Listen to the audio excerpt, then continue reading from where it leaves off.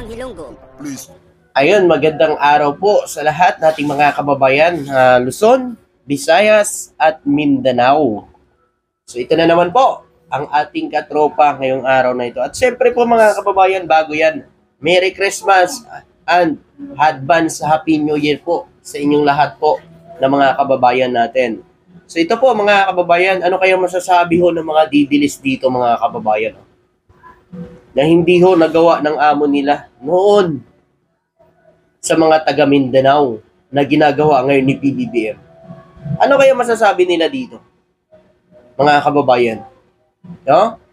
Kaya mga didilis dyan na nagko-komento na sinisira si PBBM, tingnan nyo naman, no? Ang ginawa ni PBBM, di ba? Itatayong pabahay para sa mga dating miyembro ng MILF sa Monay, Lanao del Norte. Sisimulan na. Ito, no? Groundbreaking, mga kababayan, para simulan na. No? Ang pabahay sa mga miyembro ng MILF, mga kababayan, sa Monay, Lanao del Norte. Gusto talaga kasi ni BBM, magkaisa na ang mga Pilipino, mga kababayan. No? Gusto ni BBM, tayong lahat magkaisa, magtulungan tayo, dahil tayo ay isang bansa. Yan ang gusto ni BBM, mga kababayan. Kaya tinutulungan niya rin po ang ating mga kababayan na MILF. Tingnan nyo, bibigyan niya ng pabahay. Nagawa ba yan ng amo nila dati? Hindi. Si BBM lang kasi talaga ang may pangarap talagang magkaisa tayong mga Pilipino. Siya lang ang presidente, mga kababayan, na may pangarap para sa bansa natin na may iahon nito. Si BBM lang po ang may pangarap para umunlad ditong bansa natin. Siya lang ang presidente talaga na nangangarap para sa unlaran ng bawat Pilipino. Para sa ating lahat ng mga Pilipino. Kahit sinisiraan siya, o ano-ano pang binabato ng PP sa kanya, focus siya sa kanyang trabaho. Focus siya sa kanyang tungkulin. Bagkus, mas lalo niya pang ginagalingan. Kahit siya ay sinisiraan, pinapakita niya sa taong bayan yung trabaho niya. Pinapakita niya na siya ay desidido para paunlarin itong bansa natin. Subalit yung mga didilis, hindi ho yun nakikita. Bagkus sinisiraan pa nila na sinisiraan ng ating PBBM. Ginagawan pa nila ng issue, mga kababayan, na wala namang ginagawa si BBM sa kanila. Diba? Alam nyo ha, mga didilis ha, kung talagang desidido kayo na mag-unlad ang bansa natin, dapat hayaan nyo si BBM na tapusin niya ang kanyang termino kasi mga kababayan, inupo ng taong bayan yan. Majority ho sa taong bayan ay pinili po, no, na si BBM ang maging leader dito sa bansa natin. Mga kababayan, 'di ba? Hindi na sasabihin nyo resign BBM, kayo lang nagsasabi. Paano yung iba natin mga kababayan na nagtitiwala diyan at nakikita nila na sa tamang landas ang bansa natin o pamumuno dahil diyan kay BBM. Nasa tamang landas ang bansa natin. Kasi kung, mga kababayan, kung mali ang tinatahak ng gobyerno ngayon ni PBBM, mali ang pamamalakad diyan, nako, hindi ho yung kakampi ang mga kakamping, ang mga makalini ng mga vlogger na pinablog na rin nila ngayon si BBM.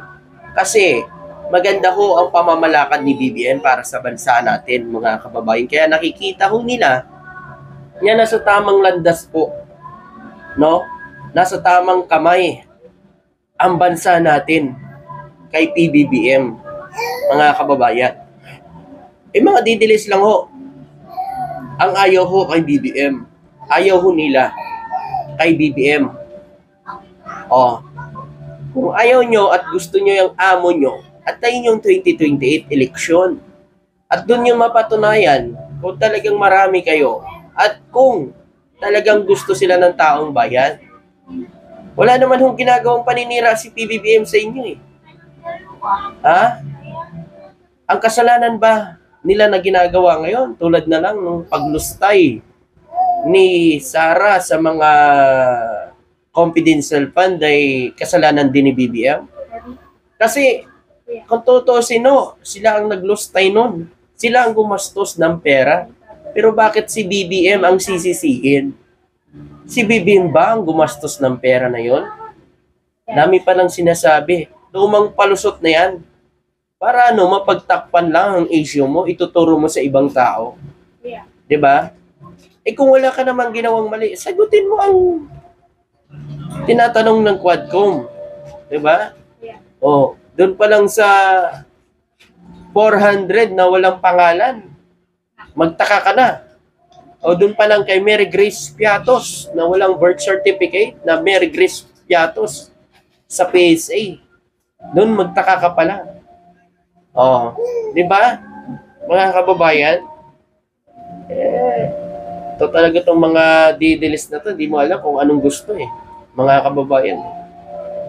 Kasi alam nyo kung nabalitaan ninyo mga kababayan, meron pong isiniwalat si Senador GB Ejercito na meron binabayaran ang China na mga vlogger dito sa bansa natin. Diba? Isiniwalat yun ni GB Ejercito mga kababayan. Diba? Ang masaklap lang kasi, sarili mong bayan, ipinagkakalulo mo para lang magkaroon ka lang ng pera. Diba? Kahit nga nangyayari na sa West Philippine Sea, sinisisi pa rin nila. Parang mali pa rin ang Pilipinas, kinakampiyan pa nila yung China. Kahit mali ang ginagawa ng China sa mga barko ng Pilipinas.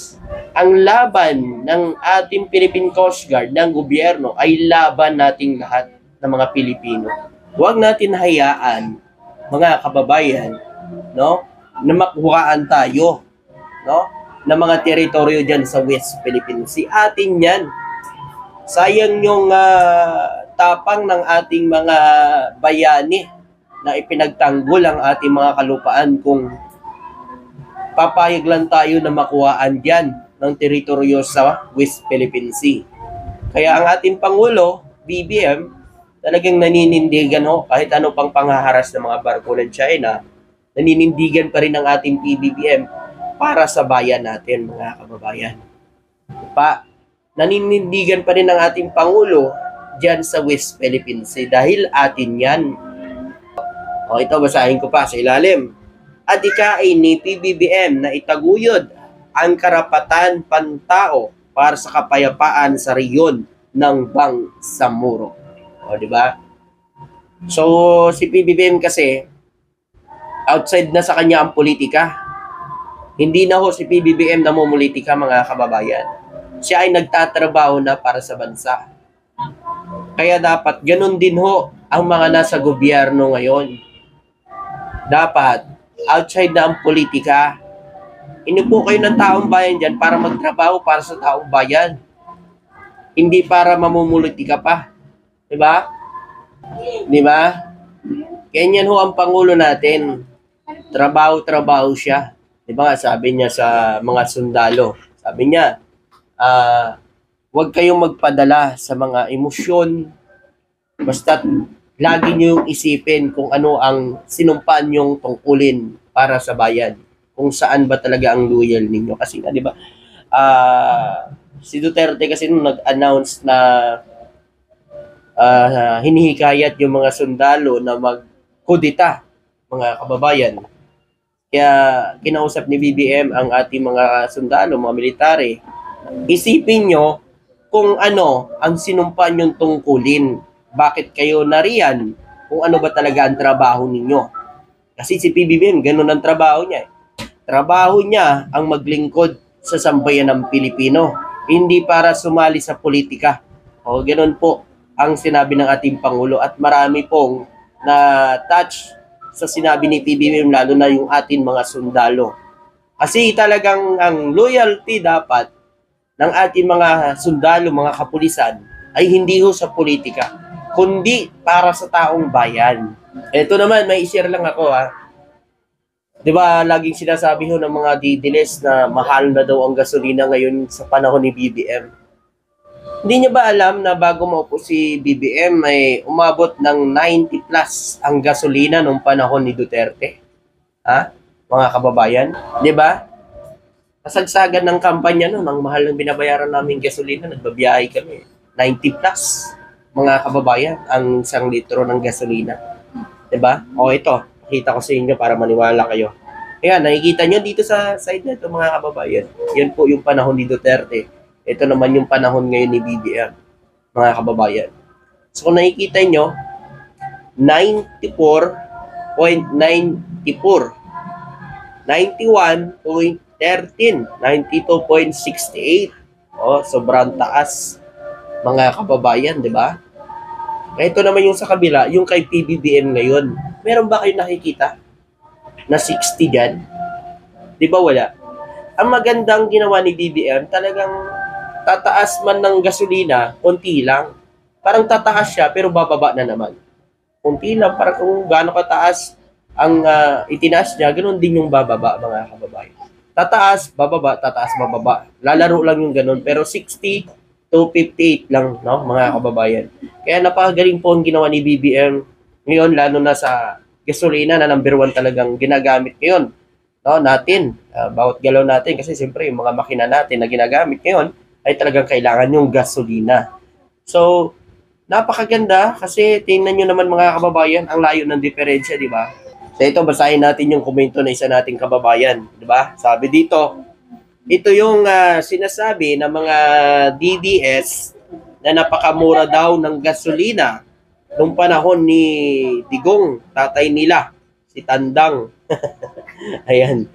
So hindi kasi totoo yan, mga kababayan. Kahit kami noon, nung nagkakaraban kami, mga kababayan, 90 plus po, binabayaran namin gasolina po, mga kababayan. Kami po, magpapatunay noon, kasi nung karaban, talagang mataas po ang gasolina noon, no? Nung panahon ng kampanya, mga kababayan. So, naupo na si PBBM, mataas pa yun, mga kababayan, pero inunti-unti ni PBBM, talagang pinag-aralan niya kung paano mapababa ang presyo ng gasolina, mga kababayan. Kaya bilib ako kay BBM hanggang ngayon. Ang laro ng gasolina, 58 to 60, 58, 60, tataas siya, 60, bababa na naman. Pero sa ibang gasolina station, meron mga matataas, 60, 62, ganun. Pero dito sa Petron, lalaro lang siya sa 58 to 60, 58 to 60, ganun lang. Sa Petron ko yung nakikita, mga kababayan, no? Ayan, no? Petron po yan, Petron. At ito lang po ha, sa lahat nating mga viewers, ha? Ayan po, mga kababayan. Kasi sinasabi ho ng mga didilis palagi, nilulubog na daw ni BBM sa utang ang Pilipinas. Hindi ho totoo yan, mga kababayan. Pag upo ni BBM, lubog na ang Pilipinas sa utang. Ha? Mga kababayan. Dahil sa laking inutang ni Duterte. 12.79 trillion po ang utang na inaiwan ho ni Duterte kay PBBM. Kaya, lubog na sa utang ang Pilipinas bago pa maupo ang ating PBBM, mga kababayan. Tingnan nyo yan. Noong May 2022, mga kababayan, ay meron utang na 12.5 trillion. No, mga kababayan. Ito na ang pagtatapos na June, mga kababayan. So, May, June na magkasunod lang na buwan, mga kababayan, umalo ng 12.79 trillion. Bali, sunod-sunod po ang pagkautang ni Duterte nung pawala na sa bilang presidente, mga kababayan. Tingnan nyo, 12.79 trillion po, no, ang utang ng Pilipinas bago mawala ko si Duterte. Nung Mayo 2022, meron pong 12.5 trillion. Nung June, nung pawala na si Duterte, mga kababayan, bago siya mawala, so ang utang after lang ng isang buwan ay umabot ng 12.79 trillion, mga kababayan. So pag upo ni BBM, wala pang budget. Na iniwan si Duterte, mga kababayan. 'Di ba? So biruin nyo yan. Tapos sasabihin nyo, nilulubog ni BBM sa utang ang Pilipinas. Paano pa kaya kung hindi nagbabayad si BBM ng utang? Paano na lang kaya kung hindi nagbabayad si BBM ng utang? 'Di ba? Di siguro, grabe, galit na kayo dyan. Kaso lang, hindi ganun si BBM. Umuutang si BBM, pero nagbabayad, mga kababayan. Nagbabayad siya ng utang.